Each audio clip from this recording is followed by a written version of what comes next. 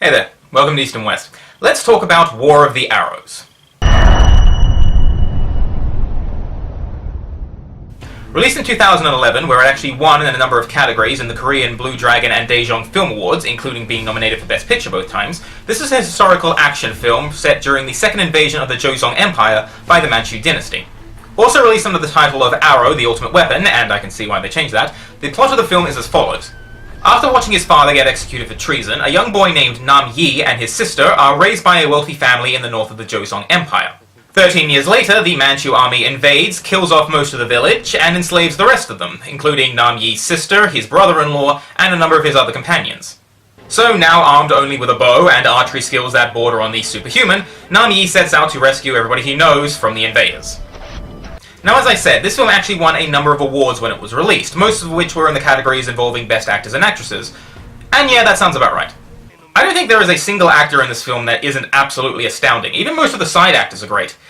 Now, the actual characters, on the other hand... Okay, so I know that for a heavy action film like this one, this isn't really a requirement, but it did strike me as really, really bizarre how lacking in characterization most characters in this film actually are. I mean, they aren't useless by any means. Most of them have at least one moment where it shows exactly how strong they are. But Nam Yi is the only character that has any sort of time put into actual development. Almost all of the other characters in this, even his sister really after the time skips ahead, they kind of just appear without being introduced, which means you sort of have to decode their personalities back in based on how they interact with everybody else. Now, it does sort of even out as the film progresses, but this isn't the only thing about the film that feels rushed. The entire first 20 minutes, really, there feels like there is a lot that has been cut out of the script. There's odd character introductions, there's strange editing cuts. My personal favourite is right at the beginning, when Nam Yi and his companions here are out hunting. And after felling a deer, they look around and realise that they are knee-deep in tiger territory. They start running after apparently hearing a tiger really close by, and then they're just walking with the hunt back to the village. Just like that. Now, I do have a theory about this, even though there is absolutely no proof about this whatsoever, and that's the fact that all these edits are based simply so that the director can get to the action scenes faster. But considering the fact that this almost 2-hour film is basically nothing but action, I think there's a little bit of merit to it. So as you might expect with a name like War of the Arrows, there is a lot of archery in this film, and it's actually kind of refreshing in a way to see a film where so much of the combat actually does use bows and arrows on both sides. Now, personally, having absolutely no knowledge about ancient archery whatsoever, I can't tell you how historically accurate the film is, although I can probably point out a few moments in the film where it has been a little bit embellished. But regardless of that, honestly, the fight scenes are fantastic. And most of that comes from the fact that because the archery in this isn't being done on an army scale like you normally see archery in films, it plays out a lot closer to a Western-style gunfight than almost anything else, just with arrows. The actual arrows themselves, though, are very obviously CGI, but considering the health and safety nightmare it would be to try and actually film something with deadly projectiles flying across the place, I think we can give this one a little bit of a pass. Now, considering that the film constantly advertises all the way through its running time that this film is set during the Manchu invasion, I was actually expecting the invasion itself to be a much more prominent feature. But it really just isn't. Unlike a lot of movies that are set in war times, the war itself makes practically no difference whatsoever. In fact, outside of the on-screen text that constantly reminds you throughout the film, the only real mentions of the Manchu invasion are in the opening sequence and during this one conversation between the sister and this prince character.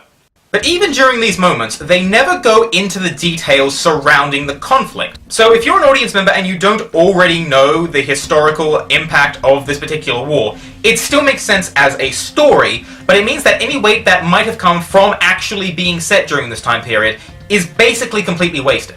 And that's also helped by the fact that what they lack in being political, they make up for by being just completely visceral. The Manchu army is constantly being shown as both sadistic and entirely barbaric. The actual scenes of the invasion and the capture of the town are really quite heavy to watch for that exact reason.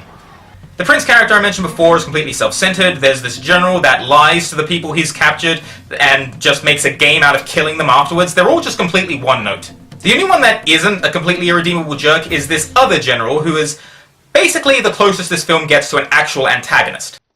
I already talked about the plot of this, but what the plot actually is and what happens in this film are two slightly different things. What most of this film actually encompasses is Nam Yi in a battle of wits against this one small platoon of Manchu soldiers that he runs into during the first invasion. He's trying to rescue his sister, and these soldiers are trying to hunt him down. So when this general is chasing him down throughout the entire film, the reasoning is perfectly understandable, because this is this one lone guy that is just mowing down an entire platoon, one by one. It's a perfectly valid reason. Which to me is what makes the final 10 minutes of this film just so worthwhile. For a film that's relatively long, and also managed to have the tension quite high throughout, it is really a breeze to sit through. But in the final 10 minutes, even though the dialogue does take a little bit of a turn towards the more corny side, the final showdown between Nam Yi and his pursuers is amazing. There's really little in the way of action, the film slows down massively at this point, but every single moment is tense, it's well shot, it's well edited, it's hands down the best part of the film. And although it's a little bit spoilery, I have to show you this one exact scene.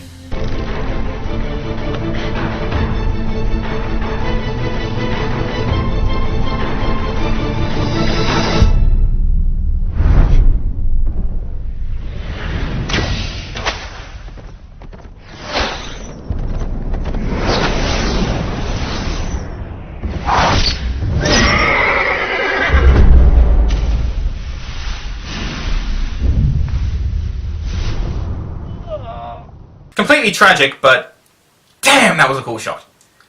That said, as much as I do love this film, there is one single but really kind of important problem that runs through pretty much the entire movie. And unfortunately, it is something that you notice basically within the first 2 minutes, and that is the camera work.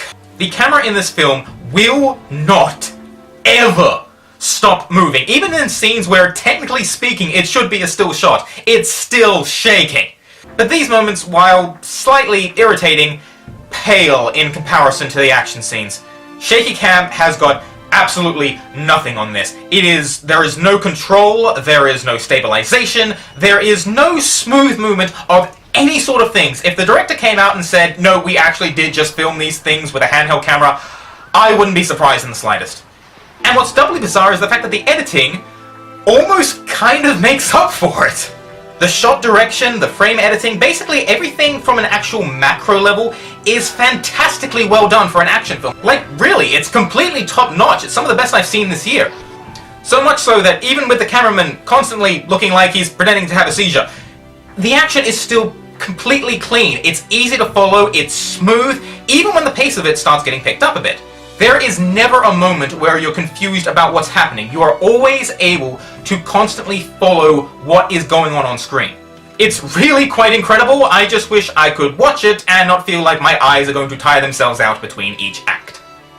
All in all, even with the camera work being this confusing, I really love this film. It has great fights, it has great tension, the location and people just look astounding. If you're someone that likes action films and what I've told you about the camera work isn't an immediate turn-off, then I strongly recommend going out and finding this one. I give this film 4 tigers and 5 recurve bows. So that was my review of War of the Arrows. I hope you enjoyed it. Thanks so much for watching. Till next time.